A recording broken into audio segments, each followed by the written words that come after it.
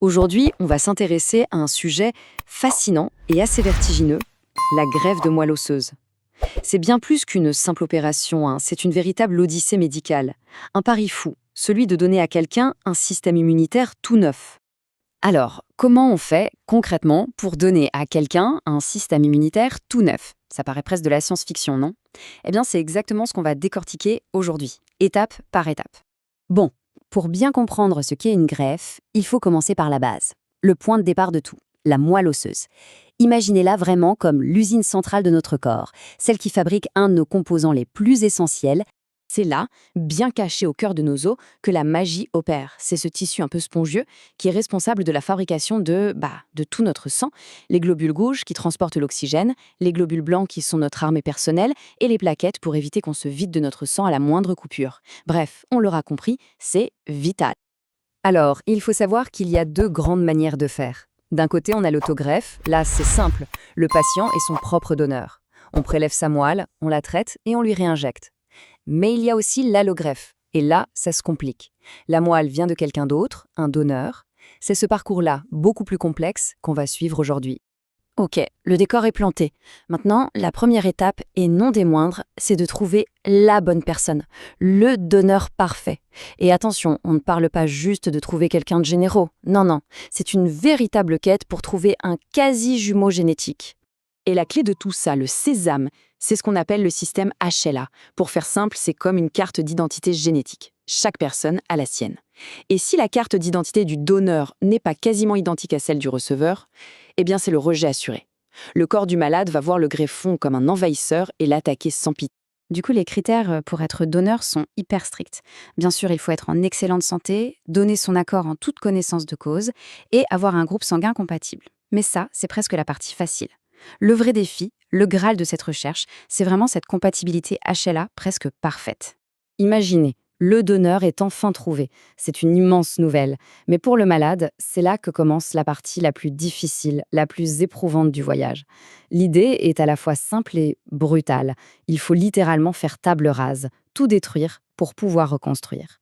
Et là, le contraste entre la préparation du donneur et celle du receveur est saisissant. D'un côté, le donneur subit un prélèvement sous anesthésie, c'est sérieux mais relativement simple. De l'autre, le receveur, c'est une autre histoire. On parle de chimiothérapie à des doses de cheval, d'une irradiation du corps entier, puis d'un isolement complet dans ce qu'on appelle une bulle stérile. Mais pourquoi un traitement aussi violent? L'objectif est double. D'une part, on veut être sûr d'éliminer la maladie d'origine jusqu'à la dernière cellule. Et d'autre part, et c'est absolument crucial, il faut complètement mettre KO le système immunitaire du patient. Pourquoi? Pour l'empêcher d'attaquer la nouvelle moelle osseuse quand elle arrivera. Et puis, vient le grand jour, le jour de la greffe. On pourrait croire que c'est l'aboutissement, la fin du parcours. Mais en réalité, c'est tout le contraire. C'est le début d'une nouvelle phase, celle de l'attente, une attente angoissante. Ce qui est fou, c'est qu'après toute cette préparation de titan, la greffe en elle-même est d'une simplicité déconcertante. Ça ressemble à une simple transfusion, une poche de sang qu'on passe en intraveineuse. Mais il ne faut pas s'y tromper. Le vrai combat, lui, est invisible. Il commence à peine à se jouer à l'intérieur du corps. Et là commence le calendrier de l'espoir. Chaque matin, c'est le même rituel, la prise de sang. Tout le monde retient son souffle en attendant les résultats. On guette le moindre signe que la nouvelle usine s'est bien installée et qu'elle a commencé à travailler. Quand les premiers globules blancs tout neufs apparaissent dans le sang, c'est un soulagement immense. C'est le signe que la greffe a pris. Mais attention, ce n'est pas parce que la greffe a pris que la partie est gagnée. Loin de là. Le plus grand danger rôde encore. Ça s'appelle la réaction du greffon contre l'hôte, ou GVH. C'est un nom un peu barbare, mais l'image est simple. C'est une véritable guerre civile qui risque d'éclater dans le corps du patient. Et ce n'est pas un petit risque. Ça arrive chez quasiment 4 patients sur 10. Mais que se passe-t-il exactement? C'est le nouveau système immunitaire, celui du donneur, qui est plein de vie et un peu trop zélé. Il se met à attaquer le corps du receveur, qu'il ne reconnaît pas, qu'il voit comme un ennemi à abattre. Et comme le dit très bien une de nos sources, toute la difficulté pour les médecins, c'est de jongler. Jongler avec les médicaments pour calmer cette attaque, mais sans l'éteindre complètement. C'est un exercice d'équilibriste d'une difficulté extrême. Il faut calmer cette guerre civile sans pour autant anéantir la nouvelle armée qui vient d'arriver. C'est ça, le terrible paradoxe. D'un côté, cette réaction prouve que la greffe fonctionne.